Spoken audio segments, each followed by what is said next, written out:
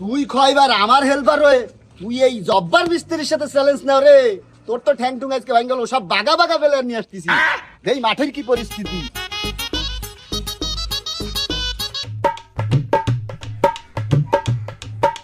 না একটু সালাম টালাম নিয়ে নি। কিরে ওকে প্লেয়ার কারো তো দেই না। আরে ওরা তো মনে হয় ভয় পাইছে। দেই আমার প্লেয়ার গুলো ডাক দে। আমার প্লেয়ার গুলো কই?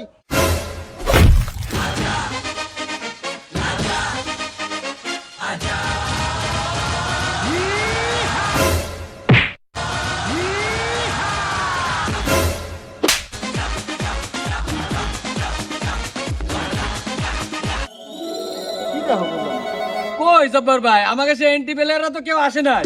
ওরা মনে হয় ভয় পাইছে ভাই। আমারও তাই মনে হয় রে, ওরা ভয় পাইছে। আজকে যে ওরা ওকে পাইলে যে কি আর করে ভাঙতাম। এখন কেমনটা লাগে এটা তো আমি জানি ওরা ভয় পাবে। এখন কি করবি ক? কই ভাই কাগুলা খেলা বাদালেন ভাই, কাজ কাম ফালাই দিই ভাই, খেলতে আইছি ভাই। ভাই তুই বুঝছি যে কাজ কাম ফেলাইছে। এই চলে রানি চল। হ্যাঁ ভাই চল। এ ভাই দেখছো বেটা কার লগে খেলা ফেলাইছি ক?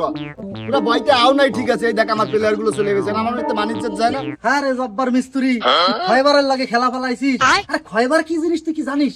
জানিস না? খয়বার যে প্লেয়ার গুছাইছে, ওর যে প্লেয়ার সব তো কাজ করা ঠ্যাং ভাঙ্গা প্লেয়ার। আরে ভাঙিয়ে ফেলাবে সব। যাই মাঠের দিক যাই, দেখি কি অবস্থা। আর আজকে আইলে পাঙ সত্যি সত্যি ভাঙতাম রে ভাই। আর কি করি কত মেজাজটা খারাপ হয়। আমি চলে আইছি, আর কোনো চিন্তা নাই। ও একা চলে আসে আর চিন্তা নেই, চিন্তা তো তোকে বেটা। এই দেখ আমার প্লেয়ার দেখছো, মুরগির দুধ খাই, মুরগির দুধ খেয়ে তা পুরো স্টিল স্টিল।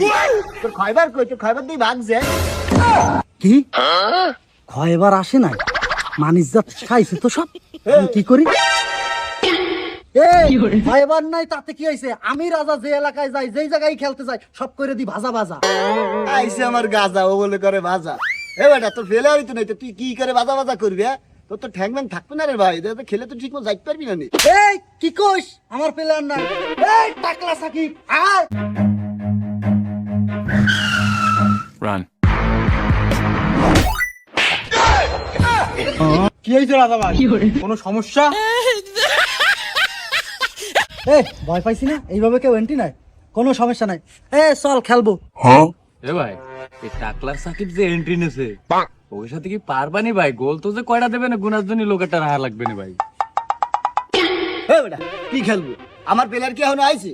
আমার এখনো পর্যন্ত মুতাকাশেম আসে নাই। মুতাকাশেম আসবে তারপর খেলা হবে তোদের সাথে।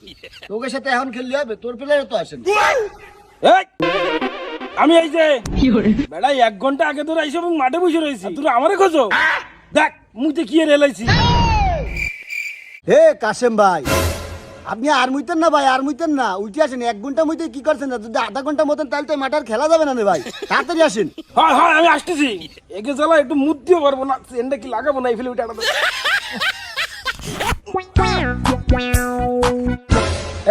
এইবার খেলবো। আমাদের কাশেম ভাই চলে আইছে। হ্যাঁ তোমরা 3 জন খেলবা আর আমরা 2 জন খেলবো। আমাকে খয়বার আসুক, তারপর তোমাকে সাথে খেলা হবে।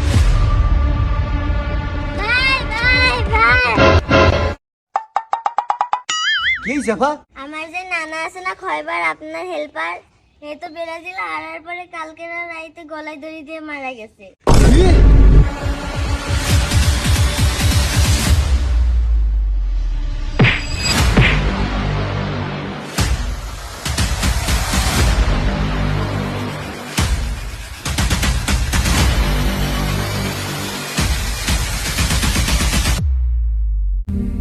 আর্জেন্টিনা ব্রাজিলকে কেন্দ্র করে আজ একটা তাজা জীবন হারিয়ে গেল।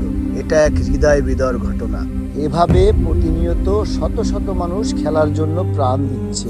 জীবন দেওয়ার আগে সে একবারও কি ভাবে না আমি কিসের জন্য জীবন দিচ্ছি আর কেনই বা দিচ্ছি?